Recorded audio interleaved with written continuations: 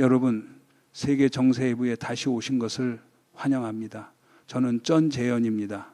시청자 여러분, 지정학적 지진이 다시 인도양과 태평양 지역을 뒤흔들고 있습니다. 민주주의 강대국인 일본과 호주가 강경한 신호를 보내며 베이징이 가만히 앉아 있을 수 없게 만들었습니다. 지난 12월 6일 호주 국방대표단이 도쿄에 착륙한 목적은 벚꽃 구경이 아니라 치밀한 군사적 계산이 깔린 한수, 즉 전략적 연계의 시동을 거는 것이었습니다. 이것은 보기 좋은 외교 구호가 아니라 중국의 어떤 팽창 행위에도 맞설 준비가 되어 있다는 강철 같은 선언입니다. 서방 방위 체계의 핵심 동맹 두 나라가 이렇게 긴밀히 호흡을 맞추는 순간 베이징은 스스로 묻게 됩니다. 남중국 해와 영내에서의 무모함이 과연 더 이어갈 공간이 남아 있느냐고 말입니다. 지금 벌어지는 일은 단순한 외교가 아니라 21세기의 새로운 질서를 만들어가는 세력들 사이에 차갑고 냉혹한 병력 배치입니다.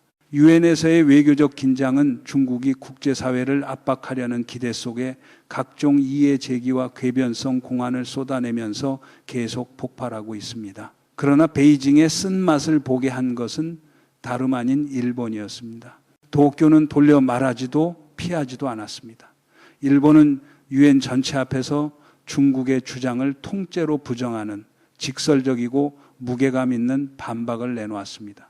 이 응수는 상징에 그치지 않고 일본이 베이징발 외교 조작 시도에 결코 굴복하지 않겠다는 단호한 선언이었습니다. 이 소프트 전쟁에서 베이징은 분명히 글로벌 링 한복판에서 반격을 얻어맞았습니다. 말하자면 단상에서 신세 한탄을 늘어놓다가 하필이면 한탄 듣기 싫어하는 상대를 만난 셈입니다. 유엔에서 일본의 무자비한 반격을 받은 뒤 베이징은 인내심을 잃었습니다. 종이 위에서만 호통치던 시절은 끝났고 중국은 구체적인 군사행동으로 대받아쳤습니다. 100척이 넘는 군함이 뜨거운 해역으로 갑작스럽게 대규모 전개되었습니다. 거기서 멈추지 않고 베이징은 러시아와의 군사적 연대도 더 조였습니다. 이는 전 세계 분석가들이 새로운 대립적 권력 축의 출현 가능성을 경고하게 만든 행보였습니다. 중국은 위험한 판을 벌이고 있습니다. 그리고 가장 큰 질문은 이것입니다. 베이징이 진짜 원하는 것은 무엇인가? 그저 과시 쇼에 불과한가? 아니면 영내 전면전의 시작인가? 평화를 말하면서도 손은 바쁘게 판을 조여오는 그 특유의 방식으로 말입니다. 중국이 해상에서 요란하게 힘을 과시하고 러시아와 손잡아 글로벌 압박을 시도하는 동안 미국은 더 이상 명확할 수 없는 신호를 보냈습니다. 폭탄과 탄환으로 말입니다. 강경한 움직임 속에서 미군은 동태평양에서 마약 운송이 의심되는 선박을 향해 공습을 감행했고 선박에 있던 최소 4명이 사망했습니다. 이것은 더 이상 외교적 위협이나 경고가 아닙니다. 이것은 실전 타격이며 미국이 판이 뒤집히는 것을 가만히 보고만 있지 않겠다는 확인입니다. 초강대국이 행동하면 세계는 들어야 합니다. 그리고 이번에는 피와 연기, 화염으로 메시지가 전달되었습니다. 통역이 필요 없을 정도로 말입니다. 시청자 여러분, 호주 국방장관이 지역이 날로 달아오르는 와중에 직접 도쿄로 날아간 것은 우연이 아닙니다. 이것은 단순한 의례 방문이 아니라 영내 안보를 좌우할 생존급 회담입니다. 양국 당국자들은 목표를 숨기지 않습니다. 함께 전략적 연계를 구축하겠다는 것입니다. 이는 인도양과 태평양의 힘의 균형을 완전히 바꿔놓을 수도 있는 결합입니다. 그들은 베이징에 분명한 메시지를 보내고 있습니다. 중국이 계속 고조시킨다면 도쿄와 캔버라는 이미 함께 대응할 준비가 되어 있다는 것입니다. 이제 게임은 개별 국가의 단독 플레이가 아니라 강철 같은 의지와 차가운 전략 계산을 가진 연합의 형성으로 바뀌고 있습니다. 쉽게 말해 더는 누구도 그냥 서서 구경만 하지 않겠다는 뜻입니다. 영내 지정학 체스판에서 일본은 북쪽에, 호주는 태평양 남쪽에, 그리고 그 사이 한가운데 중국이 있습니다. 이제 두 강대국이 전략적 연계로 손을 맞잡으면서 군사적 가위가 분명히 형성되고 있습니다. 일본은 첨단 무기, 장거리 레이더, 선진 방공 체계를 바탕으로 동북 방향에서 베이징의 어떤 전진도 차단할 태세를 갖추고 있습니다. 호주는 강력한 후방 지원 능력을 갖춘 국가로서 용맹한 병력, 전투 경험이 풍부한 특수부대, 그리고 미국 동맹의 강력한 지원을 등에 업고 있습니다. 이들은 단지 양 끝에 서 있는 것이 아니라 양쪽에서 점점 더 조여오고 있습니다. 베이징은 날마다 닫혀가는 이 가위에서 빠져나갈 수 있을까요? 질문은 곧 이렇게 바뀝니다. 중국은 두려워해야 하는가? 답은 절대적으로 그렇습니다. 소형 국가들을 향해 물대포를 쏘고 교란 레이저를 비추고 선박으로 들이받으며 겁주는 방식은 그들끼리 위험일지 몰라도 진짜 전략적 가위 앞에서는 그 놀이가 갑자기 재미를 잃습니다. 이제 일본과 호주가 공식적으로 손을 맞잡자 모든 것이 달라졌습니다. 이것은 더 이상 바다 위에 물총놀이가 아니라 장거리 미사일, 구축함, 군사용 레이더, 그리고 태평양 전체를 흔들 수 있는 규모의 훈련이 오가는 게임입니다. 베이징이 마주한 것은 더 이상 각계 국가가 아니라 훈련되어 있고 장비가 갖춰져 있으며 행동할 준비가 된 동맹의 포위망입니다. 다시 말해 동무대를 펼칠 공간이 줄어들고 있다는 뜻입니다. 중국은 또다시 자신의 울먹이는 외교 전술을 꺼내 들었습니다. 최근 베이징이 유엔에 보낸 공안의 내용은 새로울 것이 없습니다. 모두 우리 것이다. 우리는 피해자다. 일본이 우리를 억압한다는 이야기입니다. 마치 미리 인쇄된 각본에 날짜만 갈아 끼워 시사에 맞춘 듯한 익숙한 레퍼토리입니다. 중국은 영토와 대륙붕 분쟁을 국제 무대로 일부러 끌고 가 일본의 정당한 행동을 세계의 눈에 불법처럼 보이게 만들려 합니다. 그러나 누구나 압니다. 이것은 구조 요청이 아니라 베이징이 계산한 위험한 소프트 공격입니다. 세계는 중국의 국제무대 공세 앞에서 일본이 부드럽게 물러설 것이라 생각했을지 모릅니다. 하지만 아니었습니다. 일본은 침묵하지도 물러서지도 고개를 숙이지도 않았습니다. 단호하고 타협 없는 반응 속에서 일본 정부는 즉각 베이징의 주장을 반박했습니다. 돌려 말하지도 피하지도 않고 일본은 유엔에 직접 선언했습니다. 중국이 말하는 것은 근거가 없다고 말입니다. 그 메시지는 베이징의 글로벌 여론 조작 야망을 향한 외교적 따귀처럼 단호했습니다. 이번에는 그 찰싹 소리가 아주 선명했습니다. 이 움직임은 국제 정치 군사 관측가들의 시선을 강하게 끌어당겼습니다. 일본의 반응이 특별한 이유는 무엇일까요?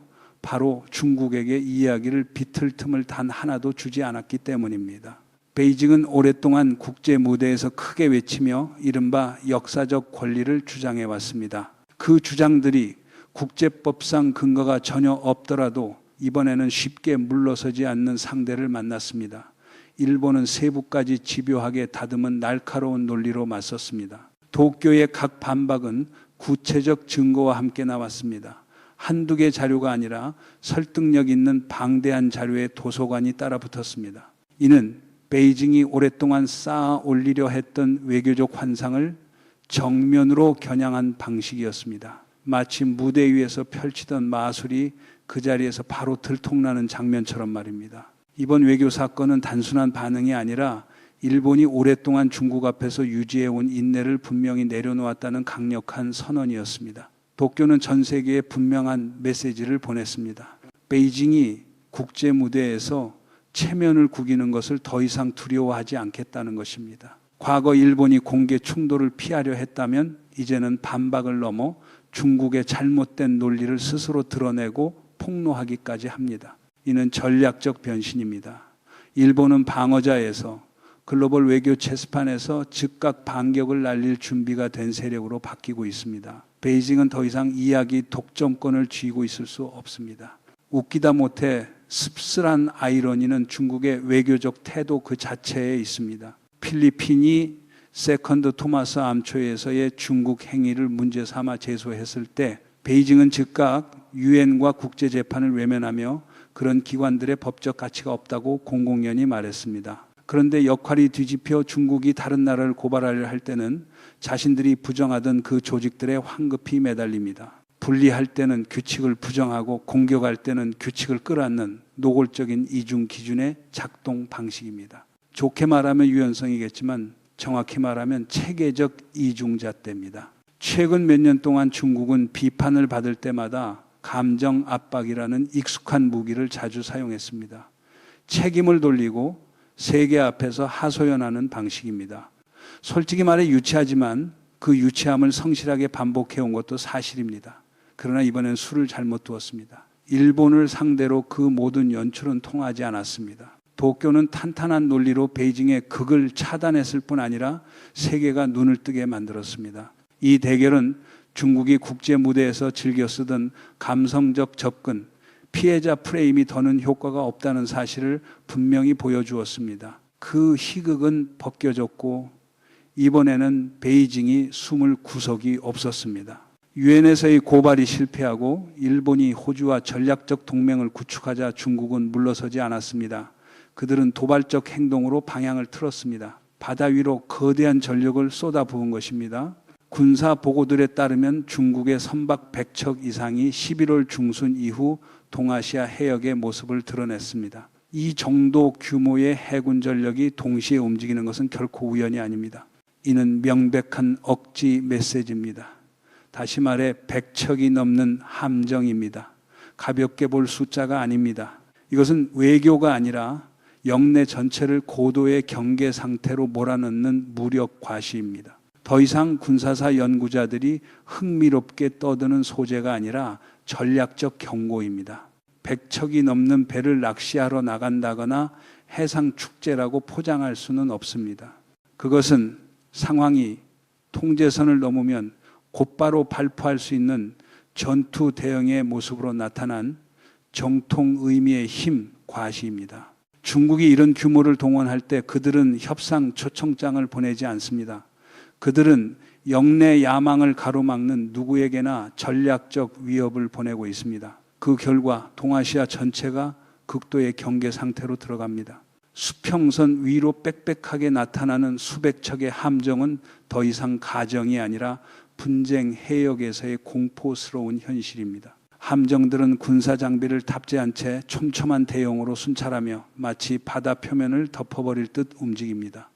중국은 목적을 숨기려 하지도 않습니다. 메시지는 분명합니다. 외교가 실패하면 수의 압박을 맛보라는 것입니다. 말 없는 전략이지만 위협은 극대화됩니다. 그리고 그들은 수량 자체가 품질이라는 논리를 증명하려 드는 듯합니다. 때로 그 품질이란 단지 시끄럽게 굴며 압박하는 것에 불과하더라도 말입니다.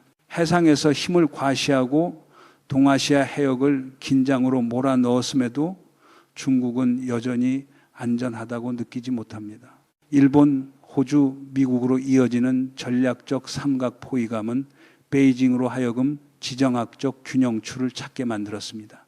그래서 그들은 러시아로 시선을 돌렸습니다. 다른 누구도 아닌 유럽에서 피비린내 나는 전쟁 수렁에 깊이 빠져있는 러시아입니다. 모스크바가 서방과 대치하는 동안 베이징은 마치 불길 속에서 동맹을 찾는 듯 손을 뻗습니다. 그 손잡음은 평화를 위한 것이 아니라 함께 포위당한다고 느끼는 자들이 기존 국제 질서에 맞서 설 자리를 확보하려는 차가운 결속입니다. 경고는 미사일이 아니라 전략적 신호로 발신되었습니다.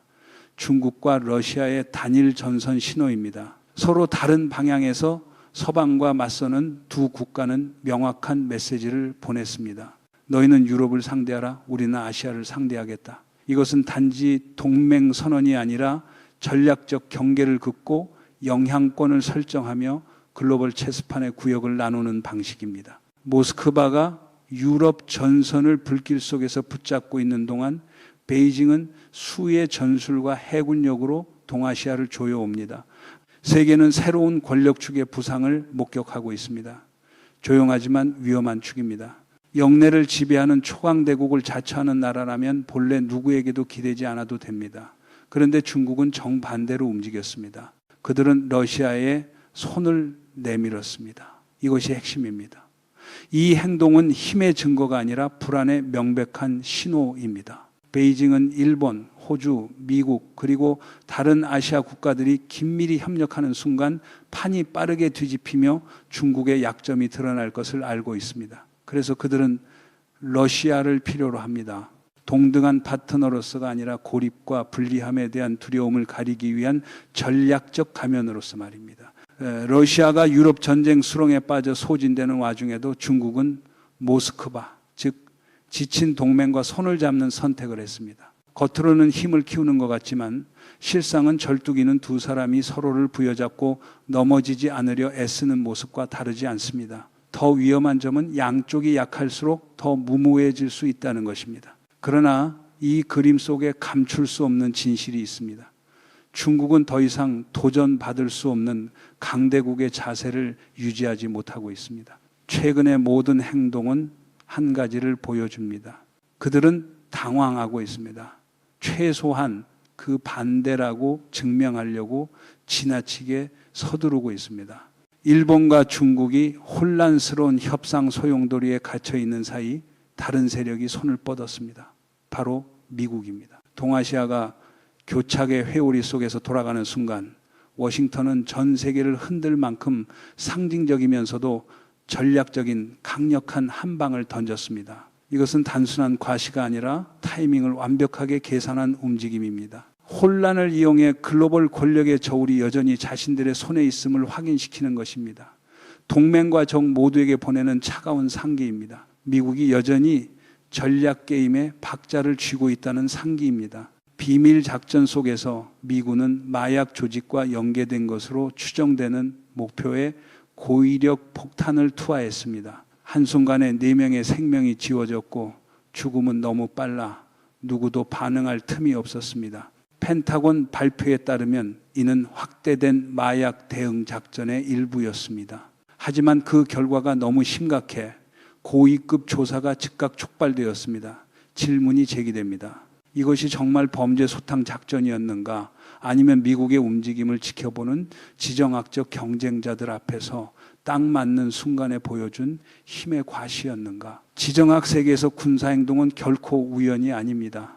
그리고 미국에게 발사는 언제나 메시지입니다. 일본과 중국의 대결이 격화되는 시점에 미국은 고위력 정밀 타격을 전격적으로 실행했습니다. 장소는 아시아가 아니었지만 타이밍과 규모와 메시지는 정확히 맞아떨어졌습니다. 이것은 힘의 시위입니다. 미국은 관찰만 하는 존재가 아니라 언제든 손을 댈 수 있다는 냉혹한 선언입니다. 그들의 정보력은 목표를 신속히 식별할 만큼 날카롭고 화력은 심장을 한 박자에 지울 만큼 치명적입니다. 잠재적 적들에게 이것은 경고입니다. 조심하라. 이 초강대국은 여전히 글로벌 권력의 저울을 쥐고 있다. 그리고 그 사실을 증명하는 데 긴 연설문이 필요하지 않다는 경고입니다. 마약 대응이라는 명분을 달고 있어도 미국이 보여준 정밀 타격은 어떤 적에게든 경고로 작동합니다.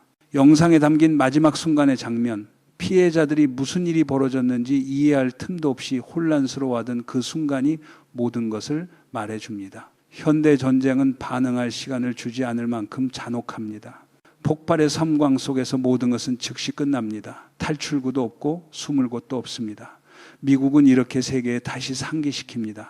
그들의 군사기술은 목표를 몇 초 만에 지울 수 있으며 어떤 상대도 경계하지 않을 수 없다는 사실을 말입니다. 아시아의 긴장이 시간 단위로 뜨거워지는 상황에서 미국의 이런 정밀 공습 소식이 베이징의 레이더를 비켜갈 리 없습니다. 필요하면 즉시 행동하는 미국의 성향을 고려하면 이는 분명한 경고가 됩니다. 중국은 너무 늦기 전에 속도를 늦추라는 상기였을까요? 그럴 가능성이 큽니다. 베이징은 선을 넘으면 경고를 길게 늘어놓지 않고도 기꺼이 무력을 사용하는 상대와 마주하게 된다는 사실을 알고 있기 때문입니다. 마약 운송이 의심되는 작은 선박 하나에도 미국이 고위력 공습을 가했다면 일본이나 필리핀 같은 워싱턴의 동맹을 위협하거나 영토를 침범하는 중국 선박이 등장할 때 무엇이 일어날지 상상해 보십시오. 그때는 범죄 처벌이 아니라 전략적 반격이 될 것입니다. 그리고 누구도 그것을 쇼로 보지 못할 것입니다. 최근의 공격은 단발성 사건이 아닙니다. 이는 어떤 고조 시나리오 앞에서도 미국이 얼마나 빠르게 결심하고 얼마나 정밀하게 타격하며 얼마나 준비되어 있는지를 보여주는 현실 점검입니다. 베이징은 분명 깨달았을 것입니다. 작은 목표 앞에서도 미국이 머뭇거리지 않는다면 더 큰 위협 앞에서는 더욱 주저하지 않을 것이라는 사실을 말입니다. 중국이 동아시아 해역에서 100척이 넘는 함정 대형으로 해상 과시를 벌일 때 미국은 말로 대응하지 않았습니다. 그들은 행동했습니다. 그리고 그 행동에는 실제 사상자가 따랐습니다. 이것은 과시 대회가 아니라 실력의 게임입니다. 베이징은 기억해야 합니다. 100척의 배는 정밀 유도 체계의 목표로 잡히는 순간 그저 떠 있는 강철 덩어리에 불과합니다.